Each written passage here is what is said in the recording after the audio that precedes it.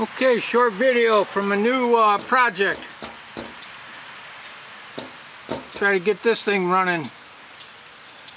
Fire up some big light bulbs with it, them big watt, low voltage light bulbs. From what I can tell, it's a Andover V32 auxiliary power unit from a bomber or aircraft. Kept the batteries at maximum before takeoff and at landing. I believe the little frame underneath of it is the original mounting frame for in the aircraft. It's got the serial number of the engine stenciled onto the frame. 10 horsepower, they say. The generator is DC. 28.5 volts, and I think around 200 amps.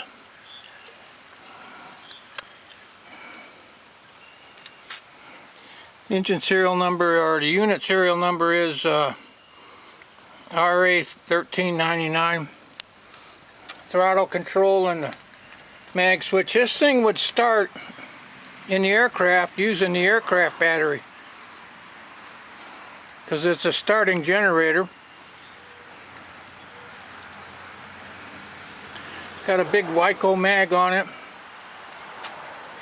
It's got compression but no spark. And the recoil is broke. Anyway, somebody's brought it to use as a small welding machine. Got a signal core amp meter on it. I mean voltmeter, and an old amp meter gauge. Some kind of rheostat here. And then there's another rheostat here that was originally for heated flight suits. Not too bad a shape. A few dents in the tin. The exhaust has been modified to come out the bottom and to the front with a muffler. Normally the exhaust would just come out the side and would have been piped out in some ductwork going out the side of the aircraft. Okay, another project. I don't have any idea what year. Just a World War II effort. I call them war effort machines. I don't know how many they made. I know this one was rebuilt at one time, but the rebuild date is not legible. So, okay, thanks for watching my video.